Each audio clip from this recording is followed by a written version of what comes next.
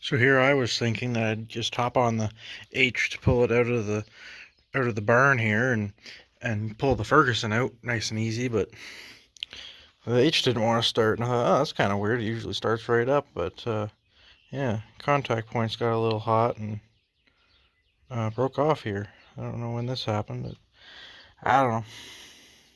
But I got a spare set, cheap Chinese set from Amazon. But I'm lucky I had this little tune-up kit. It comes with a rotor, capacitor or condenser, and contact points. It comes off pretty easily. I might put the new capacitor on just for the heck of it, and then the rotor, yeah, I might put that on too. I don't know. The other one worked fine, but why not? Grandpa replaced these points in 2017, I want to say. Anyway, uh, I don't really know if having the resistor would have saved it. I mean, Grandpa claims that if the resistor goes, you're screwed, and you can just take the resistor off and wire it up without a resistor. But I mean, I don't know. I'm not. I'm not gonna say anything because I really don't know. But I'm gonna replace the points, and hopefully that's the only problem here. The little bolt in here, or the nut that's in there that holds the points on this 5/16 ignition size wrench seemed to work okay. So if you have this similar setup for your tractor, then maybe that'll work. I think this used to have a magneto on it, because Grandpa's got a magneto that looks like it would fit on this. I could be wrong. I really don't know. But there's a magneto that looks like it would fit on this. So it might have been converted over. I really don't know. But anyway, yeah, I'm gonna put those points on there. I found another PTO shaft that's off the snowblower. It's gonna fit on the Ferguson, and then it's also gonna connect to the bush hog, because the bush hog's PTO shaft was too long. It's got a longer shaft for using on the John Deere, but if I just use half the shaft off the snowblower, like the shaft that connects from the back of the tractor to the other half of the shaft, which is the same shape of tubing, and then I use the end that's already on the bush hog. It'll hopefully reach on the Ferguson, but I wanted to pull the Ferguson out and try it out because I wanted to see if the Ferguson would be able to mow with the bush hog or not. Anyway, yeah, I'm just gonna pull the H out and hopefully get that out, and I'll show you once it's running. Alrighty, so the new points are in. Let's see the tractors. Oh yeah, by the way, when you go to replace points, make sure you turn the ignition switch off. Pro tip. Make sure the sucker's in neutral. Switch on. Oh, maybe she's flooded. I'll be right back. Okay, so I took a little detour. Put the new points in there and still no sparks. So I thought maybe it was the coil. I just took the coil off the Ferguson real quick because it was right there, and still no sparks. So something wrong with the electrical here. So as you can see here, this is the resistor that Grandpa has bypassed. It just has both terminals on the one side there. This is the original regulator. This is a self-regulating Chevy alternator, 12-volt alternator. I don't think you need a regulator when you already have a self-regulating alternator.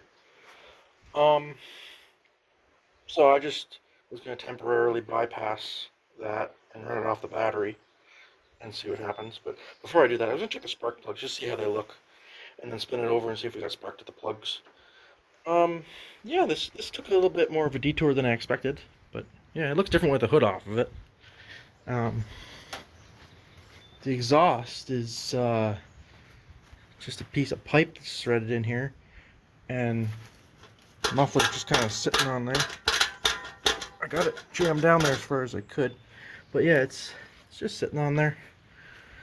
Got a little bit of rain last night, so I got some puddles I'm working around. But I'll get these spark plugs out and take a look at them. Well, these plugs look pretty fouled up, running a little rich, or a lot rich.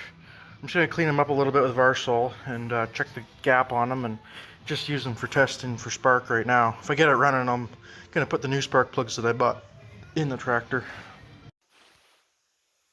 Okie dokie, so continuing on. As you can see here, got the points set here. You got the new condenser in there, or the new capacitor, however you want to call it. You put it on this little post here that goes through to the outside. This wire was really bad, so I replaced it. It goes on the negative side of your coil. So this little Amazon kit came with a feeler gauge. It's 20 thousandths of an inch. And you set that when you want the points open. So what I've done is pull the spark plugs out. I've engaged the belt pulley, so when I spin this over, the engine will spin over. And so it's a little easier to get it exactly where I want it. It's kind of handy. I can get it moved just right so that the points are in the open position. And then I replace this little, here's the old one, the other side of the point where it makes contact with ground. So you put that in and you snug it up just enough so that you can still move it back and forth. And then you put the feeler gauge in and you tighten that bolt up that's in here, this little bolt right there. And then we got our new rotor, and it sits one way only on there, and it's got an advance, so make sure your advance is working. That's on there good and tight. And make sure your little springs kind of up. Hopefully this will do it. I'll put it back together and see what happens.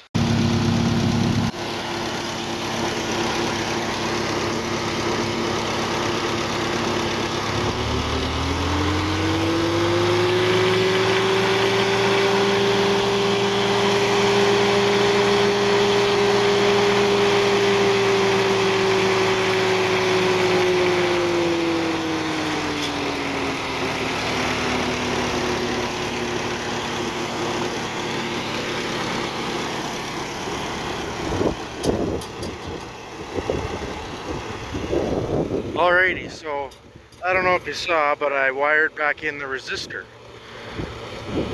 It's working. The resistor's hot, but it's working. I'm going to leave it like that for now. Because if a hot resistor means the points aren't going to burn out, maybe I just won't tell Papa. Grandpa won't die if he finds that out. He might have a heart attack, but he won't die. But yeah, there's an idea of what happens if you lose spark. If you have a tractor without a resistor, it could just be the points that have fried and snapped. So I replaced the points, the condenser, the capacitor, and I replaced the ignition wire that runs from the coil to the distributor.